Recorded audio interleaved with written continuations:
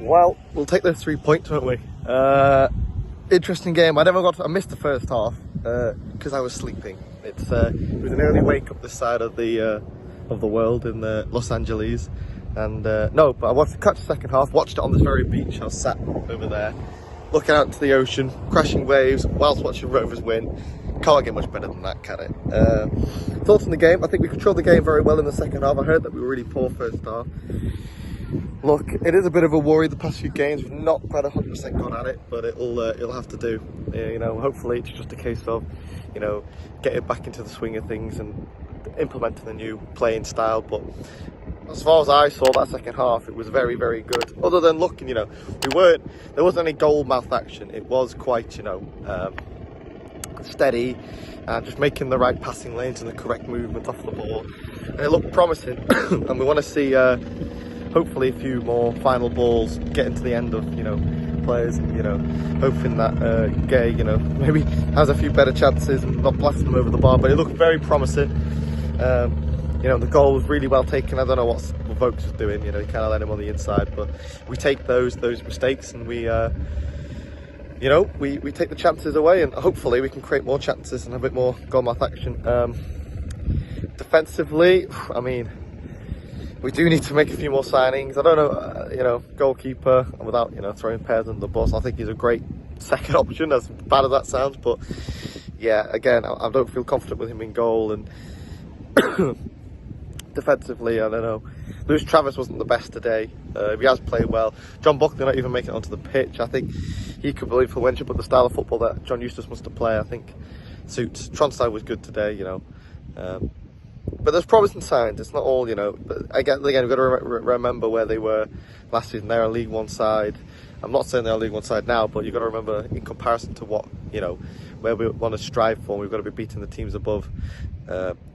These some stopping mistakes that we're making are going to happen. We just need to make them a few, cut them a few more less. What we've got going on attacking wise is pretty good. We just need to find that final ball. Hopefully that's just down to rust, and we've got no cause for concern going forward. But great game. On Venice Beach in Los Angeles, can't complain. We'll be trying to watch the game in I don't know where I'm going to be for Blackpool Tuesday. I think I'll have Las Vegas then, but maybe in Nashville. But I'm going to try and catch that game if I can. But the Burnley game, I'll be flying home that day, so unfortunately we'll miss it. But it's in the early morning, so I'm going to try and find any fans in New York, and we'll try and catch the game with any of you out there.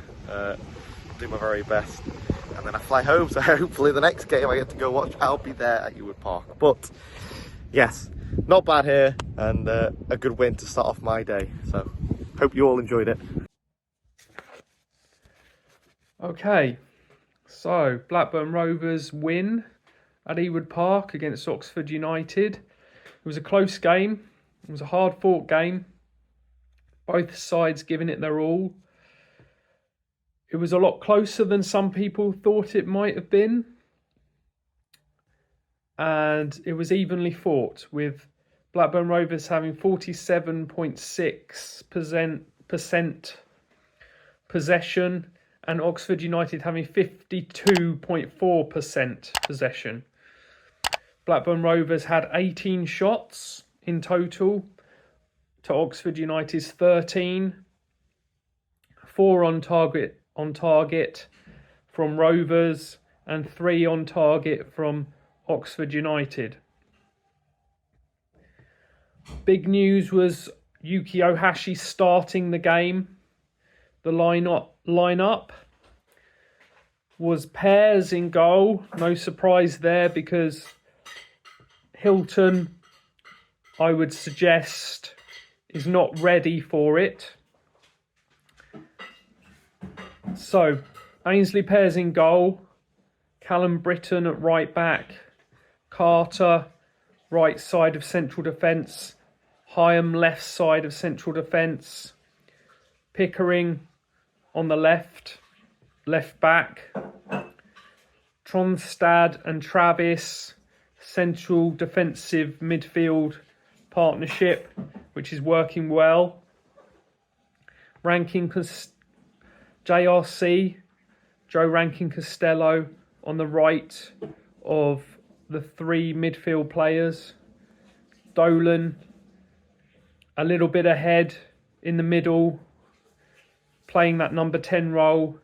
Hedges on the left, and Ohashi as the forward striker on his own. So, yes, the whole team played well, I would say. Not as well as I like to think they can play.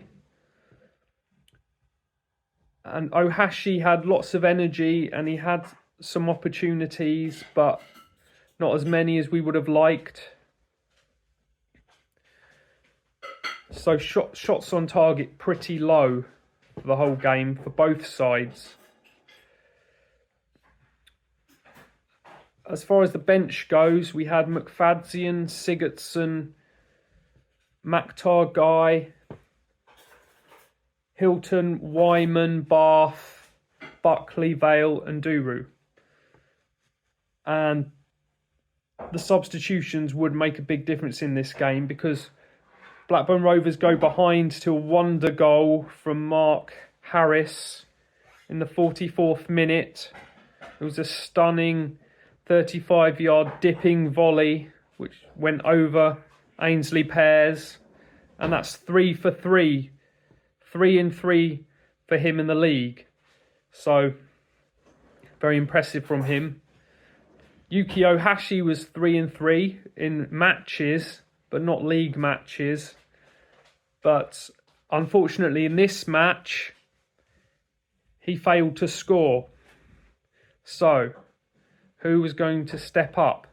Well, luckily for us, JRC, Joe Rankin Costello, delivered a goal after a bit of pinball in the box and Oxford United failing to clear their lines.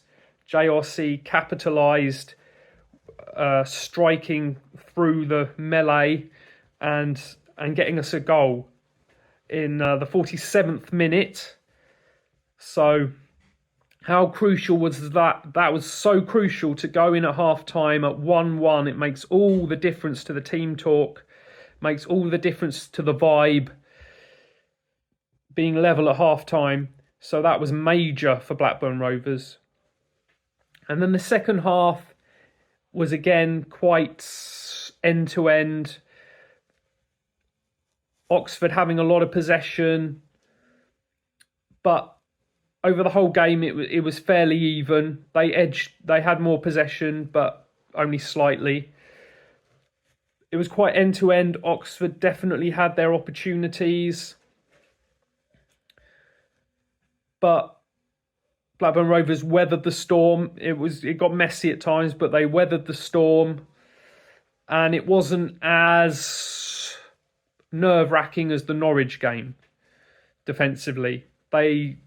There were some concerning moments, but not overly concerning. So they kept battling the two sides, and then eventually, luckily for Blackburn Rovers and Blackburn Rovers fans, Sigurðsson delivered for us. Apparently, he's our highest earner, from what I hear. And it's more than overtime for him to start delivering some goals. It's been a long time since his last goal. When was it? New Year's Day, I heard somewhere. So he delivered. Sigurðsson finally delivered. It was a great strike, great pass from Maktar Guy, and a brilliant finish from Sigurðsson.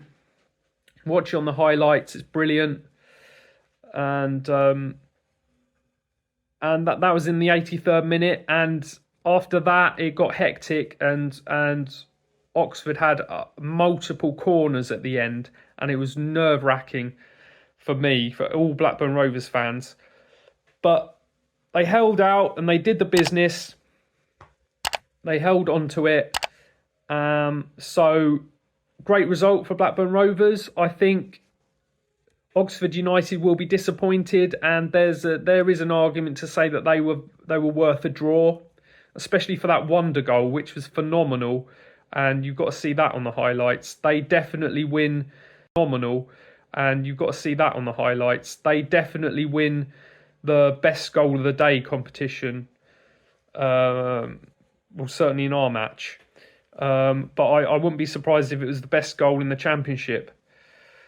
So I think Oxford can feel a little bit hard done by, but Blackburn kept going, the subs made a huge difference, and they kept plugging away, and they got their victory. So onwards and upwards. It was hard fought, but I think Blackburn Rovers shaded it. I think they deserved the win. But Oxford United, full credit to them. They played very well and they matched Blackburn Rovers pretty much all the way. So, and Blackburn Rovers were really under the cosh at the end there. So Oxford United could have easily nicked a draw.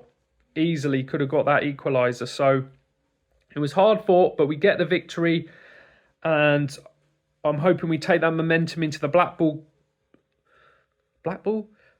into the Blackpool game in the Cup, and get another good result there.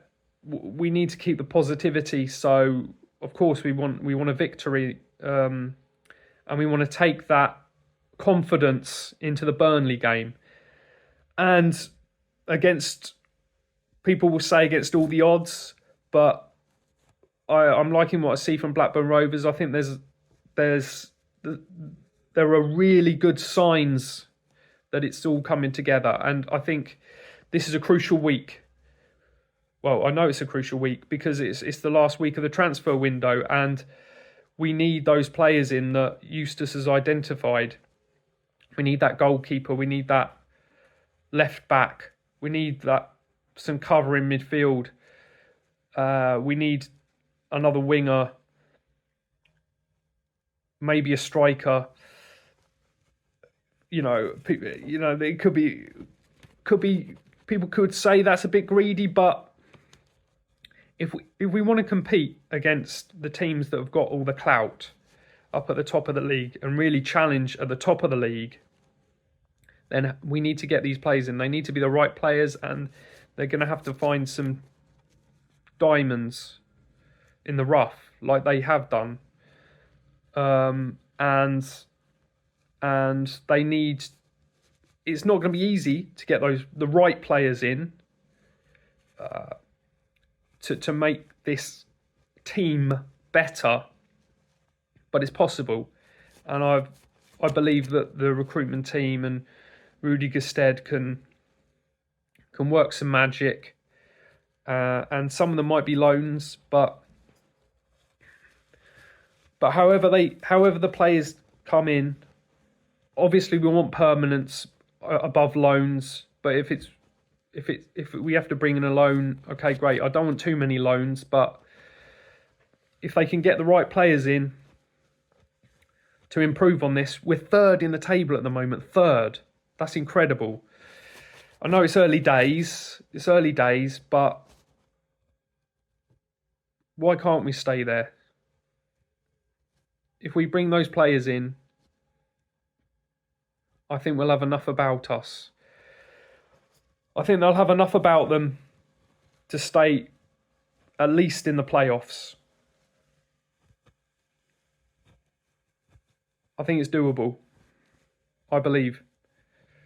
So onwards and upwards, and bring on Blackpool, and let's get a good result there. And hopefully we've got new players this week, and we can go to Burnley, to the Burnley match, re-energised and revitalised by new signings that hopefully will be the difference maker from our season, from having a good season to potentially having a great season. Rover and out. Pete with Philly Rovers here, guys, for the Roverseas YouTube channel. Big 3 points for us today. Big win, big W at Ewood. And it's a good start for Rovers here. 7 points, 3 games in, plus the cup win versus Stockport. But today, it's all about JRC. It's all about the Iceman. It's all about Siggy. with the come from behind win, down 1-0. Rovers get the goal from JRC late in the first half to go into the locker room. Not down beaten, but rather uplifted there, because, you know, they found themselves in the hole there, and just before the whistle is blown, they find a chance, put it in the back of the net. JRC does, and, you know, it's off to the races in the second half. But it was a lot of opportunities for Oxford there, the Yellows, but they couldn't get it done. They couldn't finish, and I thought this score sheet did us a lot of favors. I thought there was a lot of missed chances there for the U's, who were back in the championship this year. They beat the Canaries in game 1, and then they were on hard done by last week with Haji Wright with the late goal. But it's you know, they had I think a couple absences today that early on I thought we might be very comfortable in this game here today, but it didn't look to be so, because it just seemed to be Oxford United's game there for the first half. It was a little bit of a weak showing there by the Rovers, but we go into the locker room tied 1-1, and then we come out, and it is what Eustace does. It's the subs. Trust in the subs now, guys. That is the Rovers game. Loud here in Philly there, sorry there, guys. But yes, Siggy, Weeman, and Mokhtar, Big Mac come in, and yes, Yuki got the player of the match, but Big Mac, another assist, doing well. And, you know, he's giving up when he sees his guys there, and they have a good chance there, and Siggy gets it done today. He muscles his man, puts it in the back of the net, and it's all Iceland today. And it was a much needed goal there for Arnór. He's struggled as of late. He's coming back from injury there from last season. And yes, hopefully that gets him up and running. He hasn't had one of these streaks since last season. We had his first 5 games where he had a couple goals and such. But hopefully maybe this gets him off the mark and he can continue to do well. And we'll look to the Dingles, the Burnley game next week there, to see who's going to be in the starting line. We got to keep Yuki there. Where we go with Mokhtar or so forth. But a lot of positives today, you know, but a lot of things to still tweak, work on. And, you know, I don't think that was a Pears mistake by any means. I think that was a Mark Harris beauty of a goal there. You know, hats off on that one. It's just right off the top of his foot there. So not much. Could he have got it? I don't know. But I think that was, we'll give that one to Harris. So, but yeah, still time here left in the transfer window. If we've been told we've got the backing there from the ownership there, the trial will not hurt us. So let's see if we get some more business done, if we can get some more depth built into this squad that is looking good early on in the season. So let's see what we can do here in the last week or so. And then next Saturday, up and running. Loss for Burnley today, win for Rovers. It's a good weekend here in Philly, out for my bike ride, and I'm enjoying it here. Let's keep it going, guys. Up the Rovers, Pete with Philly Rovers, Rover Sees You YouTube channel. Peace out, guys.